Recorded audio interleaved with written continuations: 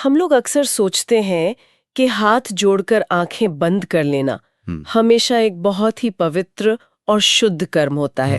मतलब इंसान जब भी सिर झुकाए प्रार्थना कर रहा होता है ना, तो देखने वाले को लगता है कि वो सीधा ईश्वर से जुड़ रहा है। हाँ बिल्कुल, ये एक बहुत ही आम धारणा है। लेकिन क्या हो अगर वो प्रार्थना, वो पूजा केवल एक गहरा पाखंड हो? मतलब क्या हो अगर उन मूंदे हुए नेत्रों के पीछे एक बहुत ही भयानक और स्वार्थी मनोविज्ञान काम कर रहा हो? ये एक बहुत ही गहरा और थोड़ा डरा देने वाला सवाल है ना?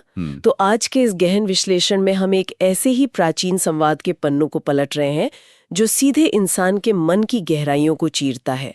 ये सामग्री हमारे सामने हमारी अपनी ही नीयत का आईना रख देती है। जी, और स्रोत सामग्री है श्रीमद् भागवत महापुराण का अध्याय 3 श्लोक 29। बिल्कुल। आप बस कल्पना कीजिए, हिमालय की विशाल, ठंडी और एकदम शांत वादियां हैं। वहां भगवान कपिल और उनकी माता देवहूति के बीच एक बेहद गूढ़ संवाद चल रहा है। और हमारा आज का जो उद्देश्य है इस पूरी चर्चा का, वो केवल एक पुरानी कथा सुनाना नहीं है। जी बिल्कुल नहीं। बल्कि उस जटिल मनोविज्ञान को समझना है जो असल में हमारी आस्था को चलाता है, और साथ ही काल यानी समय की उस अजय सत्ता को समझना है जिसके नियंत्रण में पूरा ब्रह्मांड आता है। तो मतलब हम जीवन में जो भी करते हैं उसके पीछे कोई ना कोई छिपी हुई नीयत जरूर होती है। तो ये सोचना बनता है कि क्या भगवान से जुड़ने के पीछे भी हमारी चेतना में कोई खोट हो सकता है? चलिए इसे थोड़ा विस्तार से समझते हैं। जरूर। इस स्रोत की सबसे बड़ी शक्ति ही यही है कि ये अध्यात्म को किसी अंधविश्वास के चश्मे से नहीं देखता। ये एक गहरे मनोवैज्ञानिक विश्लेषण की तरह काम करता है। मतलब एक साइकोलॉजिकल प्रोफाइलिंग की तरह। बिल्कुल। ये सामग्री मानव स्वभाव और हमारी आस्था को 3 बहुत ही स्पष्ट श्रेणियों में बांट देती है। ये सिर्फ उपदेश नहीं देती कि क्या करना चाहिए, बल्कि ये उन सूक्ष्म विचारों को उघाड़ कर रख देती है जिन्हें हम दुनिया से छिपाना चाहते हैं। सही कहा आपने। ये ग्रंथ साफ करता है कि केवल कर्म का जो बाहरी आवरण है वो जरूरी नहीं है। उस कर्म को जन्म देने वाला स्रोत क्या है, आपकी चेतना का स्तर क्या है, ये सबसे ज्यादा मायने रखता है। तो इस संवाद की शुरुआत ही एक बहुत गहरे वैचारिक धरातल से होती है।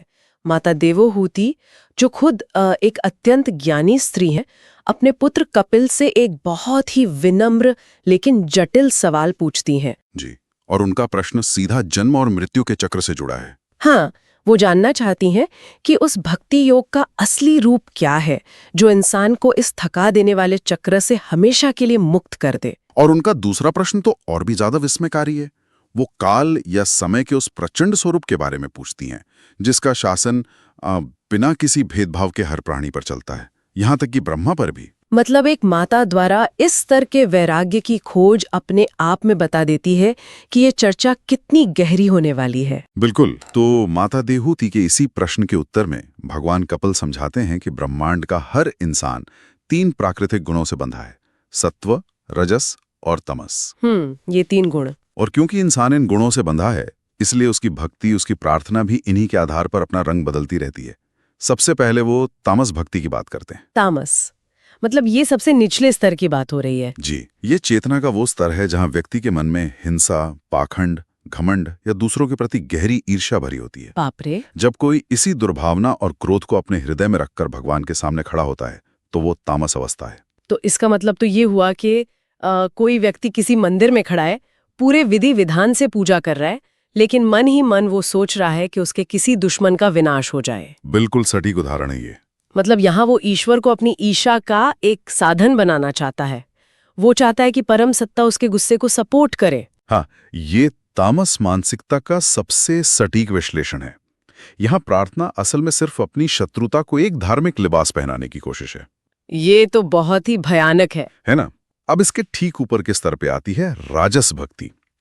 रजस गुण इच्छाओं का, महत्वाकांक्षाओं का प्रतीक है। मतलब जहां इंसान को कुछ हासिल करना होता है। जी, जब कोई व्यक्ति दुनिया में अपना नाम बनाने के लिए, बहुत सारा पैसा कमाने के लिए या यश और ऐश्वर्य की लालसा से पूजा करता है तो उसे राजस भक्ति कहा गया है। तो यहाँ आस्था एक तरह का व्यापार बन जाती है। एकदम सही। इंसान एक अदृश्य सत्ता के साथ एक तरह का कॉन्ट्रैक्ट कर रहा होता है कि मैं पूजा पाठ करूंगा और बदले में मुझे प्रमोशन या पैसा मिलना चाहिए। ये तो मानव समाज की सबसे आम प्रवृत्ति है। मतलब आज के समय में देखें तो ज्यादातर लोग इसी लेन देन में उलझे हुए हैं ना। बिल्कुल, हम सब ने ये देखा है। और फिर इसके बाद आती है सात्विक भक्ति। अच्छा, इसमें क्या अलग होता है? स्रोत के अनुसार इस अवस्था में व्यक्ति अपने पापों का नाश करने के लिए और केवल इस भाव से भगवान को अपने कर्म अर्पण करता है कि ये पूजा करना, ये कर्म करना मेरी ड्यूटी है, मेरा कर्तव्य है। मतलब यहाँ भगवान से कोई सांसारिक चीज नहीं मांगी जाती। जी नहीं। न किसी का बुरा चाहा जाता है और न ही अपने लिए किसी महल या बड़े पद की कामना होती है। यहाँ केवल एक शुद्ध कर्तव्य बोध होता है। इस पूरी बात को समझने के लिए ना मेरे दिमाग में एक बहुत ही मॉडर्न एनोलॉजी आ रही है। अच्छा, बताइए। इसे हम किसी ऑफिस या कार्यस्थल के उदाहरण से समझ सकते हैं। अच्छा। आप कल्पना कीजिए कि एक ऑफिस में 3 अलग-अलग मानसिकता वाले लोग काम कर रहे हैं। ठीक है। पहला व्यक्ति वो है जो काम तो करता है लेकिन उसका मेन मोटिव अपने सहकर्मियों को नीचा दिखाना, पॉलिटिक्स करना और उन्हें फेल होते हुए देखना है। ये हो गई तामस मानसिकता। बहुत बढ़िया। दूसरा व्यक्ति वो है जो दिन रात एक कर देता है, बहुत मेहनत करता है लेकिन उसका एकमात्र लक्ष्य बॉस बनना है, सबसे ज्यादा पैसा कमाना है और शो ऑफ करना है। ये राजस मानसिकता है। जी बिल्कुल राजस। लेकिन एक तीसरा व्यक्ति भी है। वो अपना काम पूरी ईमानदारी से करता है क्योंकि वो अपनी जिम्मेदारी को निभाना अपना धर्म समझता है। उसे झूठी तारीफ नहीं चाहिए, वो सिर्फ अपने काम के प्रति ईमानदार है। ये हो गई सात्विक मानसिकता। वाह, ये सादृश्य तो बहुत ही शानदार है। ये एकदम स्पष्ट कर देता है कि बाहरी तौर पर तीनों लोग ऑफिस आ रहे हैं, एक ही काम कर रहे हैं, लेकिन उनके अंदर की दुनिया पूरी तरह अलग है। हाँ, बिल्कुल अलग। ये ग्रंथ भी यही स्थापित करता है कि ब्रह्मांड केवल हमारे बाहरी एक्शंस को नहीं गिनता, वो उन एक्शंस के पीछे के इंटेंशंस को मापता है। सात्विक अवस्था बहुत ऊंची है क्योंकि इसमें स्वार्थ नहीं है, केवल कर्तव्य है। लेकिन मुझे यहाँ एक बात खटक रही है। क्या? सात्विक अवस्था में भी व्यक्ति अपना कर्तव्य समझकर कर्म कर रहा है। जहां ये भाव है कि मैं अपना कर्तव्य कर रहा हूं, वहां एक बहुत ही सूक्ष्म स्तर का ही सही, लेकिन एक अहंकार यानी ईगो तो रह ही जाता है ना। बहुत गहरी बात पकड़ी आपने। मतलब व्यक्ति को ये एहसास तो है कि वो एक अच्छा इंसान है। तो स्वाभाविक रूप से ये सवाल उठता है कि क्या इस सात्विक भाव से भी ऊपर कुछ हो सकता है? बिल्कुल हो सकता है। और यहीं पर यह श्रोत सामग्री हमें चेतना के एक ऐसे आयाम में ले जाती है जो मानवीय कल्पना से बहुत आगे है। अच्छा, उसे क्या कहते हैं? उस आयाम को निर्गुण भक्ति का नाम दिया गया है। निर्गुण मतलब बिना गुणों के? जी। गुण का अर्थ है सत्व, रजस और तमस की सीमाएं, और निर्गुण का अर्थ है इन तीनों सीमाओं को पूरी तरह से तोड़ देना। जैसा आपने कहा, सात्विक में भी थोड़ा सा मैं होता है, लेकिन निर्गुण अवस्था में वो मैं पूरी तरह शून्य हो जाता है, जीरो। श्रोत में इस निर्गुण अवस्था को समझाने के लिए जो उदाहरण दिया गया है ना, वो सच में रोंगटे खड़े कर देता है। आप गंगा नदी वाले सादृश्य की बात कर रही हैं? हाँ, भगवान कपिल इसकी तुलना गंगा नदी के निरंतर प्रवाह से करते हैं। जैसे गंगा पहाड़ों से निकलती है और बिना किसी रुकावट के, बिना किसी स्वार्थ के बस समुद्र की ओर बहती चली जाती है। जी, बिल्कुल प्राकृतिक रूप से। ठीक वैसे ही जब किसी इंसान का मन भगवान के बारे में सुनते ही बिना किसी शर्त के उनकी ओर खींचने लगे, तो वो निर्गुण भक्ति है। वहां कोई ड्यूटी निभाने का बोझ नहीं होता, बस एक अबाधित बहाव होता है। और उस बहाव की सबसे बड़ी बात यह है कि वो पूरी तरह से निस्वार्थ है। उस अवस्था में आने के बाद भक्त कुछ और मांग ही नहीं सकता। लेकिन यहाँ एक बात बहुत ही हैरान करने वाली है। कौन सी बात? श्रोत कहता है कि निर्गुण भक्त 5 प्रकार की मुक्तियों को भी ठुकरा देता है। जी, सालोक्य, सारिष्टि, सामीप्य, सारूप्य और सायुज्य। हाँ, मतलब अगर हम इनका अर्थ देखें, सालोक्य का अर्थ है ईश्वर के लोक में रहना, सारिष्टि मतलब ईश्वर जैसी शक्तियां पा लेना, सामीप्य यानी उनके पास रहना, सारूप्य मतलब उनके जैसा रूप पा लेना, और सायुज्य का मतलब है स्वयं ईश्वर में विलीन हो जाना। बिल्कुल। हम तो हमेशा यही सुनते आया ना कि अध्यात्म का अल्टीमेट गोल, अंतिम लक्ष्य ही मोक्ष या मुक्ति पाना है। तो फिर कोई भक्त मुक्ति के इन महानतम प्रलोभनों को भी क्यों ठुकराएगा? ये बात तो कुछ हजम नहीं होती। ये विरोधाभास लगता जरूर है, लेकिन अगर हम इसे व्यापक संदर्भ में देखें, अगर हम प्रेम के सबसे उन्नत मनोविज्ञान को समझें, तो इसका कारण एकदम साफ हो जाता है। अच्छा, कैसे? देखिए, सच्चा प्रेम किसी भी तरह का लेन देन स्वीकार नहीं करता। जब कोई व्यक्ति मुक्ति चाहता है, मोक्ष चाहता है, तो उस चाहत के केंद्र में भी कहीं ना कहीं उसका अपना स्वार्थ छिपा होता है। मतलब ये कि मुझे कष्टों से छुटकारा मिल जाए। जी, मेरी आत्मा को शांति मिल जाए। लेकिन निर्गुण भक्त के भीतर से वो मैं और मुझे पूरी तरह से मिट चुका होता है। ओह, मतलब उसका खुद का अस्तित्व ही उसके लिए मायने नहीं रखता। एकदम सही। जब प्रेम अपनी चरम पराकाष्ठा पर होता है तो मोक्ष या स्वतंत्रता बहुत छोटी चीज लगने लगती है। भक्त केवल सेवा करना चाहता है। वो ईश्वर से कहता है कि अगर मुझे आपकी सेवा के लिए बार बार जन्म भी लेना पड़े तो मंजूर है, लेकिन मुझे ऐसी मुक्ति नहीं चाहिए जो मुझे आपसे दूर कर दे। बाप रे, ये विचार तो अध्यात्म की पूरी नींव को ही बदल कर रख देता है, जहां मोक्ष को भी एक तरह का स्वार्थ मान लिया गया हो। यही निर्गुण अवस्था की सुंदरता है। लेकिन जब किसी के भीतर ऐसा निस्वार्थ प्रेम जन्म लेता है तो जाहिर सी बात है कि बाहरी दुनिया को देखने का उसका नजरिया भी बदल जाएगा। बिल्कुल बदलेगा।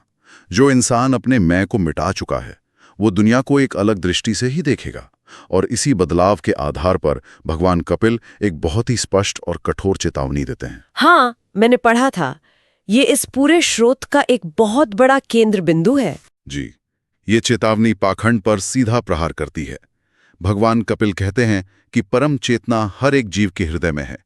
अगर कोई व्यक्ति दूसरे जीवों का अपमान करता है, उनसे नफरत करता है और फिर मंदिर में जाकर बहुत दिखावे के साथ मूर्ति पूजा करता है, तो उसकी वो पूजा केवल एक ढोंग है। बिल्कुल सही। जब तक हृदय में अन्य जीवों के प्रति करुणा नहीं है, तब तक आपकी कोई भी पूजा उस परम सत्ता तक नहीं पहुंचती। इसे तो हम एक बहुत ही प्रैक्टिकल उदाहरण से समझ सकते हैं। कैसे? ये तो बिल्कुल ऐसा हुआ कि मान लीजिए आप किसी महान पेंटर के बहुत बड़े फैन होने का दावा करते हैं। आप उसकी तस्वीर अपने घर में लगाते हैं, उसकी पूजा करते हैं। जी। लेकिन जैसे ही आपको उस पेंटर की बनाई हुई कोई असली पेंटिंग दिखती है, आप उसे फाड़ देते हैं, उस पे कीचड़ उछाल देते हैं। तो क्या कोई भी पेंटर ऐसे फैन को पसंद करेगा? कदापि नहीं। ये तो एकदम बेवकूफी लगेगी। वही तो, अगर किसी को बनाने वाले से सच्चा प्यार है तो उसकी बनाई हुई हर रचना में उसे उसी की झलक दिखाई देगी ना। क्या बात है। इस सादृश्य ने इस पूरे दर्शन को बहुत ही आसानी से समझा दिया। जब तक इंसान को हर एक प्राणी में, चाहे वो एक छोटा सा कीड़ा हो, कोई जानवर हो या इंसान हो, उसी एक चेतना का अनुभव ना हो जाए, तब तक उसकी आध्यात्मिक यात्रा शुरू ही नहीं होती। दया और मैत्री का भाव होना सबसे पहली शर्त है। जी, और इसी संभाव के विचार को और गहरा करने के लिए स्रोत में जीवों की चेतना के विकास की एक पूरी श्रृंखला या पदानुक्रम समझाया गया है। हाँ, वो हिरार्की मैंने स्रोत में वो देखा था। उसमें बताया गया है कि निर्जीव चीजों से बेहतर वे हैं जिनमें प्राण है, जैसे कि पेड़ पौधे। बिल्कुल। और पेड़ों से बेहतर वे जीव हैं जो चल फिर सकते हैं। उनसे ऊपर वे हैं जिनके पास जागृत इंद्रियां हैं। फिर इस क्रम में मनुष्य आते हैं। मनुष्यों में ब्राह्मणों को श्रेष्ठ कहा गया है और उनमें भी उन्हें जो वेदों का मर्म समझते हैं। जी, ये पूरा विकास क्रम चेतना के विस्तार पर आधारित है। लेकिन जो बात मुझे सबसे ज्यादा चौंका गई वो ये थी कि इस पूरी हिरार्की के सबसे ऊंचे शिखर पर कोई सर्वशक्तिमान देवता या कोई बहुत बड़ा राजा नहीं बैठा है। तो कौन है? सबसे ऊपर वो इंसान है जिसने अपना सब कुछ, अपने सारे कर्म और उनका फल भगवान को अर्पण कर दिया है, और जो बिना किसी भेदभाव के हर जीव को एक समान दृष्टि से देखता है। यही इस पदानुक्रम की खासियत है। ये श्रेष्ठता किसी पावर या सत्ता पर आधारित नहीं है। ये चेतना की उस क्षमता पर आधारित है जो ब्रह्मांड के सत्य को ग्रहण कर सकती है। मतलब एक पत्थर सोच नहीं सकता, पेड़ महसूस कर सकता है पर विचार नहीं कर सकता, और इंसान सोच सकता है, लेकिन वो इंसान जिसने अपना ईगो पूरी तरह खत्म कर दिया है, उसकी चेतना असीमित हो चुकी है, इसीलिए वो सबसे ऊपर है। लेकिन देखिए, अगर हम असल जिंदगी की बात करें तो हर जीव के प्रति ऐसी समान दृष्टि रखना कोई आसान काम तो है नहीं। बिल्कुल नहीं, ये बहुत मुश्किल है। हमारा ईगो बहुत चालाक होता है।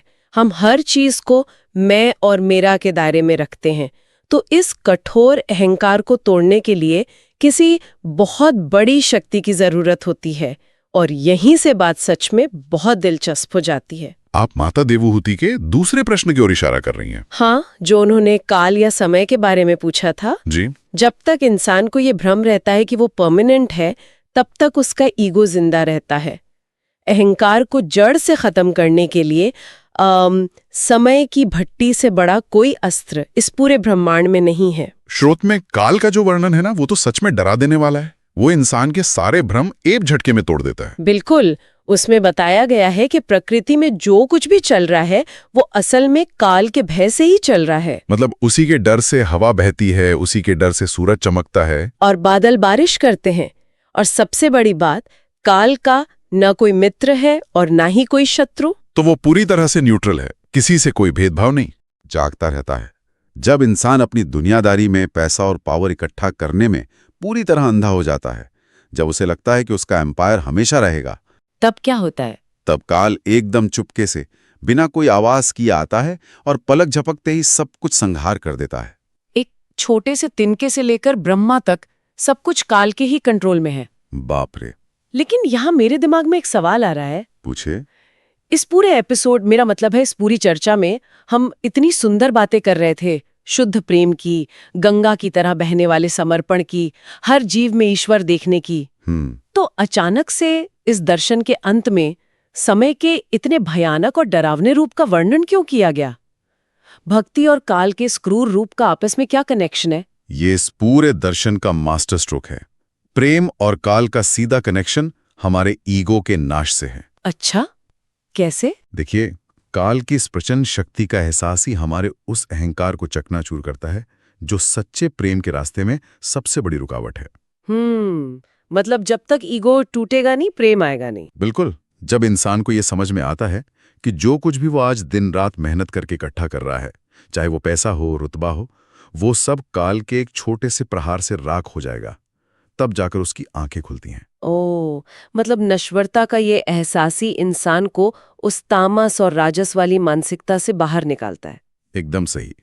जब आपको पता हो कि आपका अस्तित्व कुछ ही पलों का है, तो आप किससे जलेंगे? आप किसको नीचा दिखाएंगे? ये एहसास ही आपको सात्विक और फिर निर्गुण भक्ति की ओर मोड़ता है। मतलब काल का ये रूप हमें डराने के लिए नहीं है। नहीं, ये तो हमें गहरी नींद से जगाने के लिए है। ये हमें बताता है कि हम अपना जीवन उन चीजों के पीछे बर्बाद कर रहे हैं जिनकी समय के सामने कोई औकात ही नहीं है। बिल्कुल। समय का ये सत्य हमें सिखाता है कि जीवन को संग्रह करने में नहीं, बल्कि समर्पण करने में बिताना चाहिए। क्या बात है। तो अगर हम इस पूरी विस्तृत चर्चा को समेटें तो सबसे बड़ी सीख यही मिलती है कि सच्ची आध्यात्मिकता केवल मंदिर की चारदीवारी तक सीमित नहीं है। जी, ये कोई रोबोटिक कर्मकांड नहीं है। ये हर जीव में भगवान को देखने की दृष्टि है, अहंकार को छोड़ने का साहस है और काल की सत्ता को पूरी तरह स्वीकार करने की प्रक्रिया है। यही वो ज्ञान है जो इंसान को दिखावों से निकालकर सच्चे प्रेम से भर देता है। बिल्कुल। जब तक हम आसपास के प्राणियों के प्रति करुणा नहीं रखते, तब तक हमारी प्रार्थना ऊपर तक नहीं पहुंचती। और क्योंकि समय अपना काम कर रहा है, इसलिए हमारी नीयत हमेशा साफ होनी चाहिए। इस बहुत ही गहरी चर्चा को खत्म करते हुए मैं श्रोताओं के मन में एक नया विचार छोड़ना चाहती हूँ। जी जरूर। श्रोत में कहा गया है कि जब हम सांसारिक सुख सुविधाओं में डूबे होते हैं, तब काल चुपके से हमारा संहार कर रहा होता है। आज की इस मॉडर्न दुनिया में हम अक्सर कहते हैं ना, जब हम बोर हो रहे होते हैं तो कहते हैं कि हम टाइम पास कर रहे हैं, या अंग्रेजी में वी आर किलिंग टाइम। जी, बहुत आम बात है। लेकिन इस दर्शन को समझने के बाद ये सोचना बहुत जरूरी हो जाता है कि क्या सच में हम समय को काट रहे हैं, या फिर जब हम अपने मोबाइल में घुसे हुए हैं, सोशल मीडिया के दिखावे में खोए हुए हैं, तब असल में समय खामोशी से हमें काट रहा है। बहुत ही गहरा सवाल है ये, है ना? वो चुपचाप हमारी आयु को काट रहा है। हम लोग इस पे एकांत में बैठकर जरूर विचार करें। बिल्कुल। ये आत्मनिरीक्षण के लिए एक बहुत ही शक्तिशाली विचार है। तो इसी विचार के साथ हम आज के इस गहन विश्लेषण को यहीं विराम देते हैं। अगली बार हम फिर एक नए स्रोत और कुछ नए रहस्यों के साथ मिलेंगे। तब तक अपनी चेतना के स्तर और अपने सीमित समय दोनों का पूरा ध्यान रखें।